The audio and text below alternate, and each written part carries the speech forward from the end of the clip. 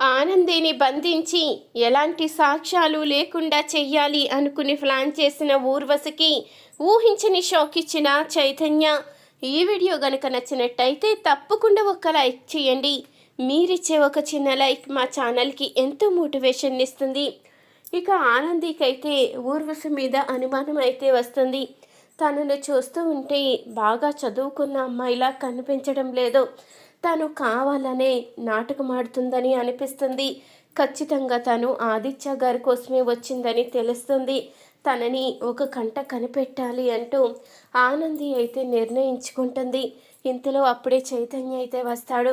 వదినా, నేను నీకు ఒక విషయం చెప్పాలని వచ్చాను అంటూ అనంగానే, ఏంటో చెప్పు చైతన్య అంటూ అడుగుతూ ఉంటుంది ఆనంది. ఏమీ లేదు, ఊర్వశిని చూస్తూ ఉంటే నాకు ఎందుకో అనుమానం వస్తుంది.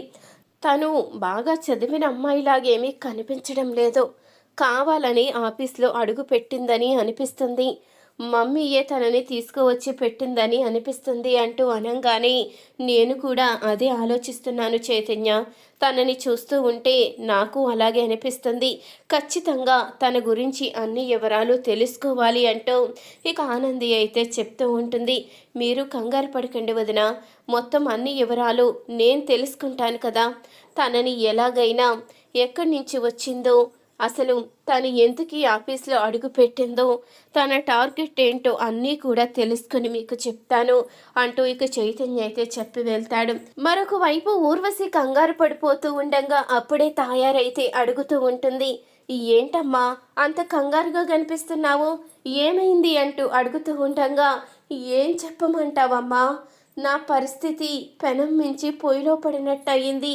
నేను ఎవరినైతే ముందు కేసులో ఇరికించానో వాళ్ళ దగ్గరే ఇప్పుడు పనిచేస్తున్నాను అంటూ అనంగానే, ఏం మాట్లాడుతున్నావే అంటూ తాయారైతే అడుగుతూ ఉంటుంది.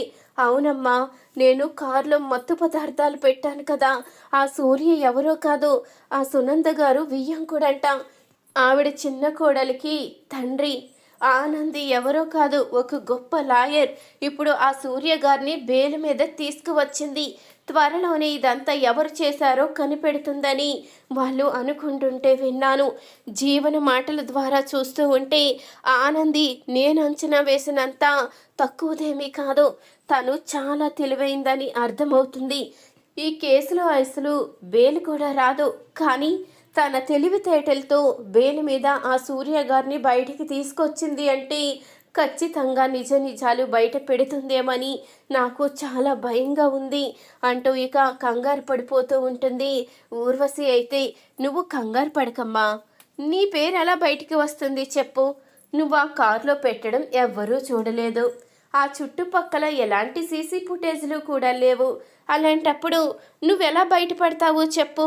నువ్వు ఇలా కంగారు పడుతూ ఉంటే నువ్వే దొరికిపోతావు. నువ్వు ఆనంది దగ్గర కనుక ఇలా కంగారు పడుతూ మాట్లాడావు అంటే ఖచ్చితంగా తను ఒక లాయర్ అంటున్నావు కాబట్టి పసికట్టేస్తుంది. నువ్వు తన దగ్గర, ఆ ఫ్యామిలీ దగ్గర చాలా జాగ్రత్తగా ఉండాలి. ఆదిత్యతో పెళ్ళయ్యేంత వరకు నువ్వు జాగ్రత్తగా ఉంటే మన సమస్యలన్నీ తీరిపోతాయి. పెళ్ళైన తర్వాత ఆస్తి మొత్తం నీ పేరుకి వచ్చేలా చేసుకున్నావు అంటే తర్వాత నిజం తెలిసిన వాళ్ళు చేసేది ఏమీ ఉండదు అంటూ ఇక తాయారైతే చెప్తూ ఉంటుంది. నేను కూడా అదే అనుకున్నాను, కానీ అదంతా సులువుగా ఏం కనిపించడం లేదు అంటూ ఇక చెప్తూ ఉంటుంది ఊర్వశి. మరొక వైపు ఇక ఆనంది అయితే జ్యోతి సూర్య దగ్గరికి అయితే వస్తుంది. అప్పుడే ఇక సూర్య అయితే కుట్టిని అడుగుతూ ఉంటాడు. కుట్టి, నువ్వు నీ విషయంలో కూడా ఇంతే తెలివిగా నువ్వు ఏ తప్పు చేయలేదని మీడియా వాళ్ళకి ఫోన్ చేసింది కూడా నువ్వు కాదని బయట పెట్టచ్చు కదమ్మా అంటూ అనంగానే, సూర్యబాబు, ముందు మీ మీద నింద పడడానికి కారణం ఎవరో తెలుసుకుని వాళ్ళు అరెస్ట్ అయిన తర్వాత నేను నా విషయం గురించి ఆలోచిస్తాను, ఖచ్చితంగా నా విషయం కూడా నిరూపిస్తాను అంటూ ఇక చెప్తూ ఉంటుంది కుట్టి అయితే. అప్పుడే జ్యోతి అయితే, నా కుట్టి మీద నాకు నమ్మకం ఉంది, తొందరలోనే అన్ని నిజాలు బయటపడతాయి అంటూ జ్యోతి అయితే చెప్తూ ఉంటుంది. ఇంతలో ఇక మరొక వైపు ఊర్వశికైతే స్మగ్లర్ ఫోన్ చేసి కలవాలని చెప్పడంతో అప్పుడే తప్పనిసరి పరిస్థితిలో ఊర్వశి అయితే ఆ స్మగ్లర్ని బయట అయితే కలుస్తుంది. అప్పుడే అడుగుతూ ఉంటాడు, ఏమైంది, నీ ప్రయత్నం ఎంతవరకు వచ్చింది, నా డబ్బులు వస్తాయా రావా అంటూ అడగంగానే ఖచ్చితంగా వస్తాయి, నేను చెప్తున్నాను కదా, ఇప్పుడు నేను వేరొక ఆఫీసులో పనిచేస్తున్నాను, ఆఫీసులో ఎండీనే పెళ్లి చేసుకోబోతున్నాను, అప్పుడు నీ 70 లక్షలు నీకు ఇచ్చేస్తాను, వాళ్ళకి 300 కోట్ల ఆస్తుంది, నేను అతన్ని పెళ్లి చేసుకుంటే నీ 70 లక్షలు ఇవ్వడం పెద్ద పనేముంది చెప్పు అంటూ అనగానే, ఏంటి నువ్వు పెళ్లి చేసుకుంటున్నావా, నీ గురించి తెలిసే వాళ్ళు చేసుకోవడానికి ముందుకొచ్చారా, నువ్వు ఒక దొంగవి, అలాగే ఒక స్మగ్లర్కి సహాయం చేసే అమ్మాయివి, అలాంటి నిన్ను పెళ్లి చేసుకోవడానికి వాళ్ళు ఎలా ఒప్పుకున్నారో నాకు అర్థం కావడం లేదు అంటూ అనగానే, చూడు నీకు కావాల్సింది నీ 70 లక్షలు మాత్రమే, ఈ విషయంలో మాత్రం నువ్వు జోక్యం చేసుకోవడానికి వీల్లేదు అంటూ ఇక చెప్తూ ఉంటుంది ఊర్వశి. ఇంతలో ఇక జ్యోతి సూర్యని కలిసి అటుగా వెళుతున్న ఆనంది అయితే ఈ మాటలన్నీ వినేస్తుంది. అంటే నేను అనుమానం పడిందే నిజమన్నమాట, నిజంగా ఈ ఊర్వశి ఒక దొంగ, తన ప్రవర్తన చూసినప్పుడే అర్థమయ్యింది, ఇప్పుడు ఈ నిజాన్ని బయట పెట్టాలి అంటూ ముందు కోపంగా ఊర్వశి అంటూ అరుస్తుంది ఆనంది. ఆ రౌడీ అయితే అక్కడి నుంచి వెళ్ళిపోతాడు. ఇంతలో ఊర్వశి అయితే ఆనందికి నిజం తెలిసిపోవడంతో చాలా కంగారు పడిపోతూ ఉంటుంది. మొత్తం వీడియో తీశాను, నువ్వే కారులో మొత్తం మందు పెట్టావని అర్థమైపోయింది, ఈ వీడియోని బయట పెట్టి నిన్ను అరెస్ట్ చేయిస్తాను అంటూ అనగానే ఇంతలో అప్పుడే ఊర్వశి అయితే తన దగ్గరున్న మత్తుమందు కచ్చీపునైతే ఆనంది ముక్కుకైతే పెడుతుంది. అప్పుడే ఆనంది కళ్ళు తిరిగి అక్కడే పడిపోవడంతో ఆనందిని ఒక గదిలో అయితే బంధిస్తుంది. అప్పుడే ఇంతలో ఊర్వశి అయితే అనుకుంటూ ఉంటుంది, ఇక ఎలాంటి సాక్ష్యాలు ఉండవు, దీన్ని ఒక 2 రోజులు ఆగిన తర్వాత చంపేస్తే నాకింక ఎలాంటి అడ్డంకి ఉండదు అంటూ ఊర్వశి అయితే నిర్ణయించుకుంటుంది. ఇంతలో ఆనంది కనిపించకపోవడంతో అందరూ కూడా చాలా కంగారు పడుతూ ఉంటారు. ఇంతలో ఆఫీస్కు వచ్చిన ఊర్వశి అయితే జిరాఫీకి ఫోన్ చేసి, చూడు తను తప్పించుకోవడానికి వీల్లేదు, నువ్వు అక్కడే ఉండి 24 గంటలు కాపలా కాయవలసింది, తను గనుక తప్పించుకుంది అంటే నేను ఖచ్చితంగా జైలుకి వెళ్ళవలసి వస్తుంది అంటూ అనగానే, నేను చూసుకుంటానక్క, నువ్వు కంగారు పడవలసిన అవసరం లేదు అంటూ జిరాఫీ అయితే చెప్తూ ఉంటాడు. ఇంతలో ఈ మాటలు విన్న చైతన్య అయితే కోపంతో రగిలిపోతూ ఉంటాడు. అంటే ఖచ్చితంగా వదిన్ని ఈ ఊర్వశి బంధించుంటుంది, ఏం జరిగిందో అన్నీ తెలుసుకోవాలి అంటూ ఆఫీస్ అయిపోయిన తర్వాత ఊర్వశి వెళ్ళేటప్పుడు ఫాలో అవుతూ వెళ్తూ ఉంటాడు చైతన్య.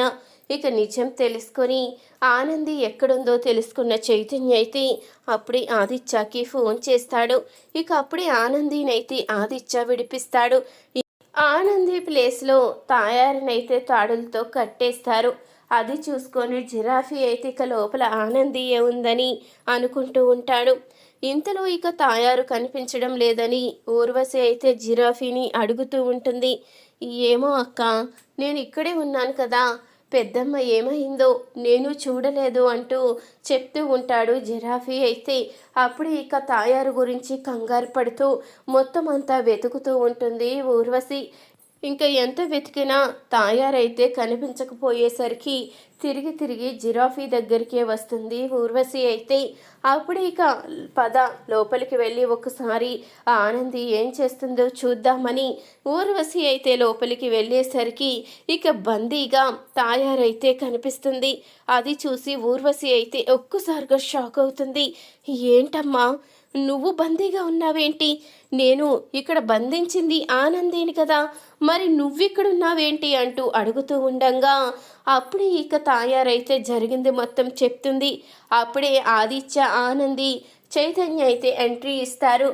ఏంటి, ఆనంది ఉండవలసిన ప్లేస్లో మీ అమ్ముందేంటని ఆశ్చర్యపోతున్నావా, సాక్ష్యాలు లేకుండా చెయ్యాలని మా వదిన్ని బంధించావు, అవే సాక్ష్యాలు కోర్టుకిచ్చి కావలసిన మనిషి కనిపించకపోతే ఎంత కంగారుగా ఉంటుందో నీకు తెలియాలని ఇలా చేశాను. నువ్వు శిక్ష అనుభవించి తీరవలసిందే. ఇప్పుడే నిన్ను పోలీసులు అరెస్టు చేస్తారు అంటూ చైతన్య అయితే ఊర్వశికి షాక్ ఇస్తాడు. ఈ వీడియో గనుక నచ్చితే తప్పకుండా ఒక్క లైక్ చేయండి.